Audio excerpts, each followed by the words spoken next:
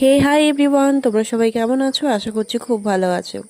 তো দেখো, সোদা চলে এসেছে সন্ধ্যার দিকে, আর সন্ধ্যাবেলায় কিন্তু বেরিয়ে পড়েছিলাম রেডি সেডি হয়ে এই যে ঠাকুর দেখতে। আর আজকে কিন্তু হচ্ছে পঞ্চমী। পঞ্চমীর দিন আমরা কিন্তু পুরো প্যান্ডেল আলিপুরে যত রকমের যত প্যান্ডেল ছিল সবগুলো টোটোতে করে ফাঁকা ফাঁকা দেখে নিয়েছিলাম। তবে বাড়ির থেকে যতটা ভেবে গিয়েছিলাম যে ফাঁকা হবে বা ভিড় হবে না, পঞ্চমীর দিন কে বের হবে, এটা একদমই ভুল। পঞ্চমীর দিনও কিন্তু অনেকটাই ভিড় হয়েছে, তোমরা দেখতেই পাচ্ছ কতটা ভিড়। তবে বাকি দিনগুলোর থেকে হালকা একটু আর কি নর্মালে ছিল, যে দাঁড়ানোর মতো জায়গা পাওয়া গেছিল।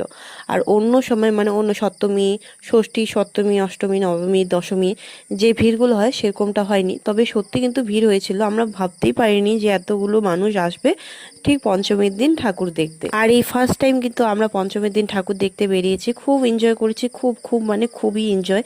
আর বড়বাবু যেহেতু ছুটি পায়নি বা আসতে পারেনি, তাই বড়বাবুকেও ভিডিও কলে দেখিয়ে দিয়েছি আর বলেছি তুমি প্রণাম করে নাও ওখান থেকে। যেখানে আমরা বউ বাচ্চা কি সুন্দর করে পোশাক আশাক পরে প্যান্ডেলে প্যান্ডেলে ঘুরে বেড়াচ্ছি, সেখানে আমার বড়বাবু সেই ইউনিফর্ম পরে ডিউটি দিয়ে বেড়াচ্ছে গাড়িতে করে। সত্যি ভাবলে আর দেখলে সত্যি খারাপ লাগে, তবে খারাপ লাগলেও তো আর কিছু করার নেই, তাই না? আমি চাই আমার বড়বাবু তার দায়িত্বগুলো পালন করে খুব ভালো করে, আর সে সবসময় সুস্থ থাকুক, আমি সেটাই চাই।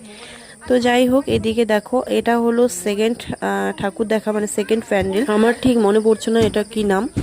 আমি অধিকাংশ প্যান্ডেলের নামই জানি না, মানে জায়গার নামই বা ক্লাবের নামই জানি না। তবে সত্যি বলতে গেলে মায়ের মূর্তি, দুর্গা মায়ের মূর্তি কিন্তু খুব সুন্দর দেখতেও লাগছে। দেখো, একটু নিজেকেও দেখিয়ে দিলাম।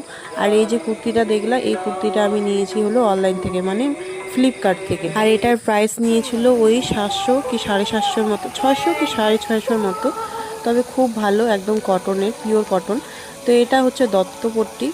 তো এটাই শুধু মনে ছিল দত্তপট্টিরটা, কারণ এটা আমি প্রত্যেক বছরই যাই, আমার প্রত্যেক বছরে আমার বর আমাকে নিয়ে যেত একদিন ছুটি এসে।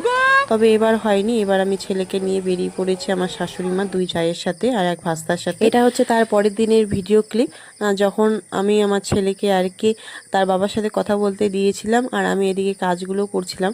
তবে আমার ছেলে আমাকে এতটাই হেল্প করে, দেখতেই পাচ্ছ তোমরা ছোট করে, যে ও কিন্তু কাজে লেগে পড়েছে, গুছাগুছি করছে। আর আমি তাকে বলছিলাম বাবার সাথে কথা বলো। আমি জানি না কেন আমার ছেলে, তার বাবা যদি ডিউটিতে চলে যায় বা তার কাছে না থাকে, সে তার বাবার সাথে কথা বলতে চাই না একদম। আমি চেষ্টা করি সবসময় তার বাবার সাথে কথা বলারও, তবে ও কিছুতেই কথা বলতে চায় না। হ্যাঁ, তবে কাছে আসলে, পাশে থাকলে, সামনাসামনি থাকলে ওর বাবাকে ছাড়া ও কিচ্ছু বোঝে না, এমনকি আমাকেও দরকার হয় না।